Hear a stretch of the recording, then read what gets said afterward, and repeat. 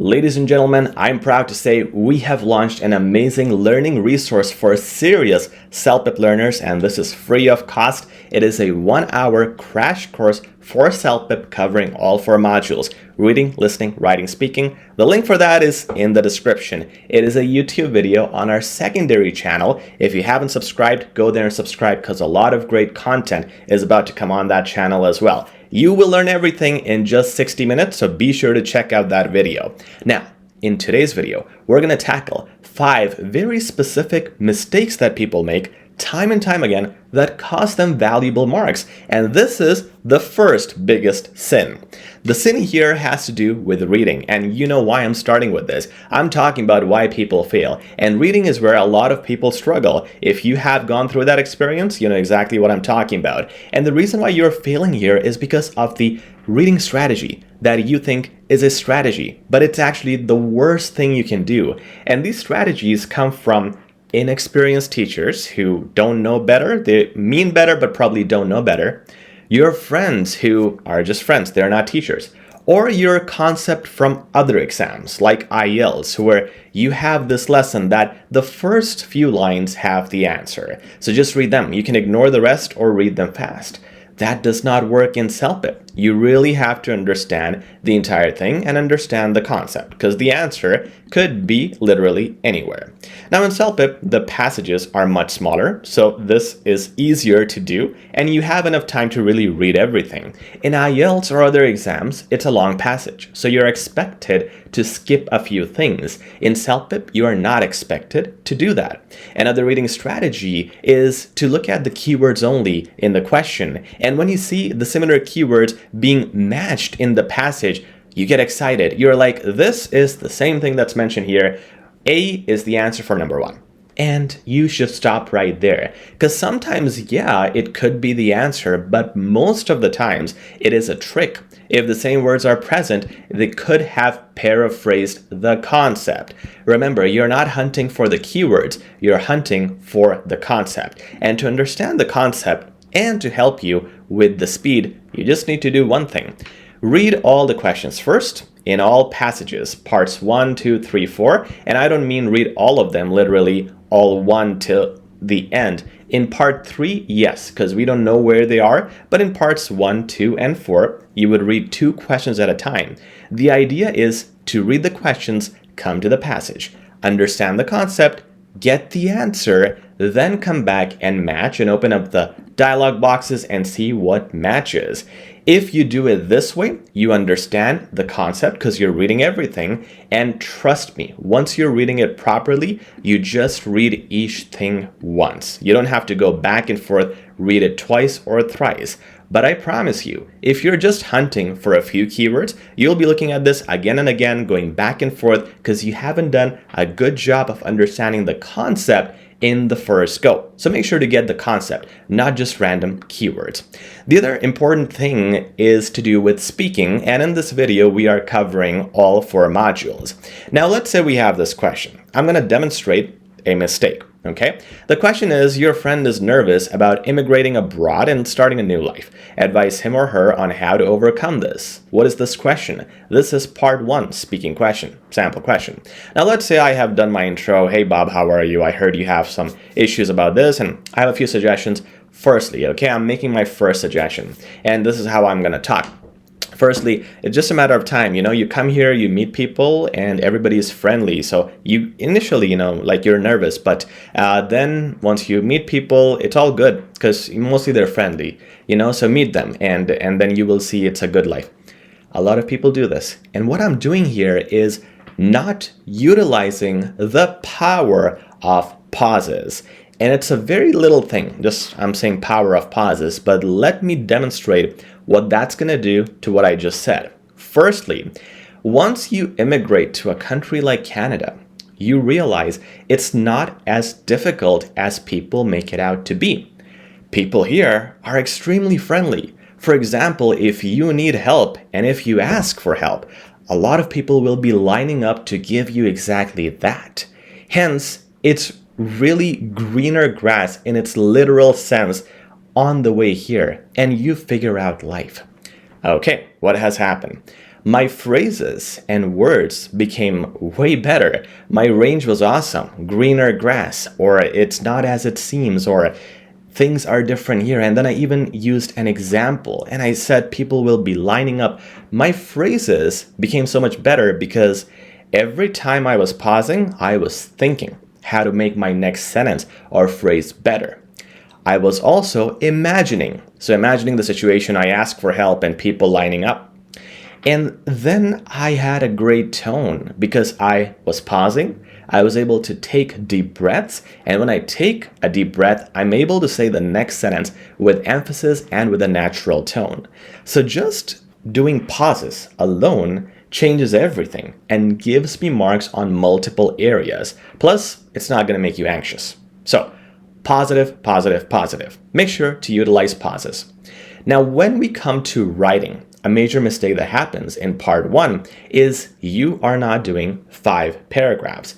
Just like pausing in speaking, doing this in writing has multiple benefits. One thing is you will notice whenever you do 5 paragraphs in the task 1 email, you will finish on time and you will have the exact amount of words needed, which are about 180 to 200. That's the sweet spot. What you want to do is have the purpose at the start, and we're talking about formal emails because mostly you get those. Purpose at the start, greeting at the end, and each paragraph in the middle is simply answering each of the bullet points in sequence. So how are you gaining marks here? You're getting marks because you have an amazing structure. Purpose, 3 things covering each bullet one by one, showing the examiner, Mr. Examiner, I'm on bullet 1, then I'm on bullet 2, bullet 3, and this is my greeting. Shows a very good structure. Ensures you have fully done the task response, because a lot of the times people miss one bullet point and they talk about the other with too much info, and you should really give each bullet its respect. So if you give it 1 paragraph per bullet, you will ensure you are saying enough things for that bullet in that paragraph.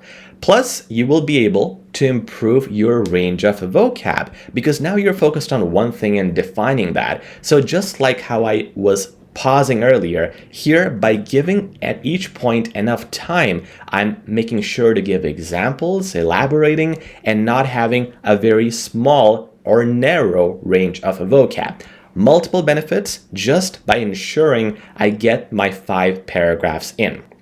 Now, the 4th thing has to do with listening, and here I'm going to play this part 1. This is part 1's ending, okay? So this is the last 10 seconds of the transcript, and then a question is going to appear. So let's see what that question is. Let's play this little part here.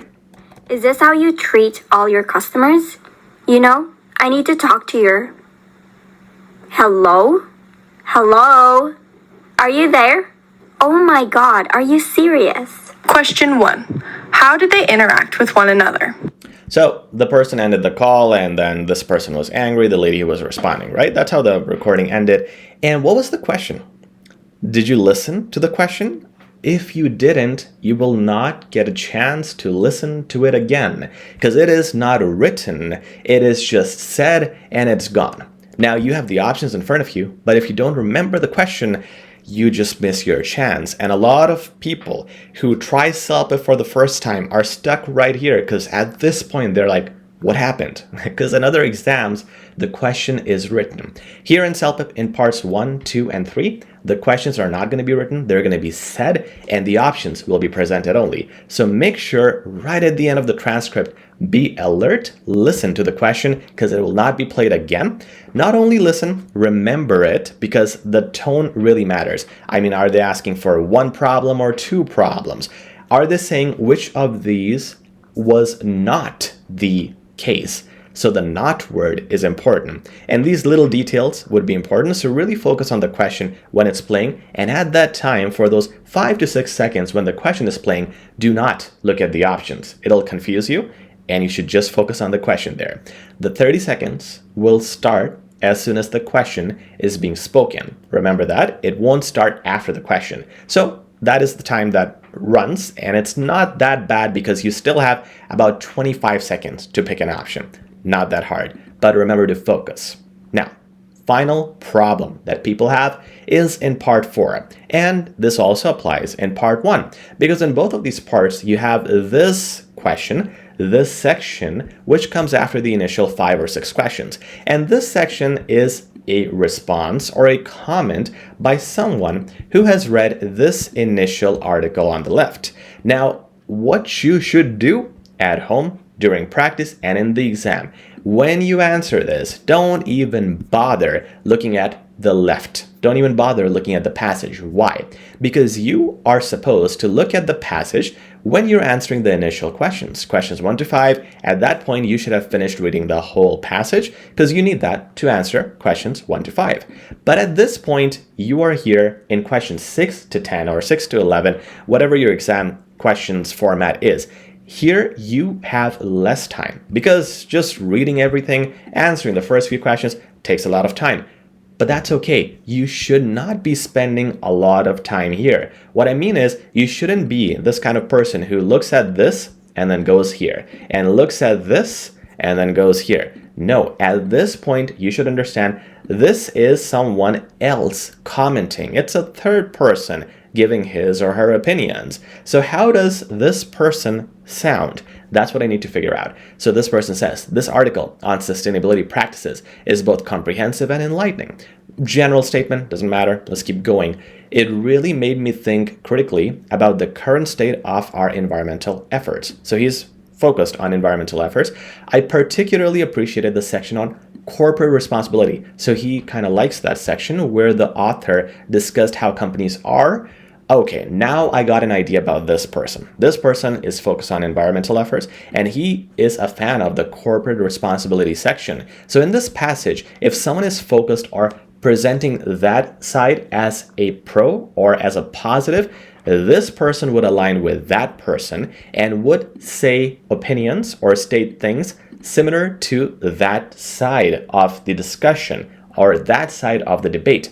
And now I kind of understand the psychology of this person. I will put myself in his or her shoes and I will think, what would this person likely say if this person has this mindset? And based on that, I would answer everything without even going back. Number one, as I said, this is a third person. So whatever he or she is saying, it's not mentioned in the article. These are his opinions or her opinions.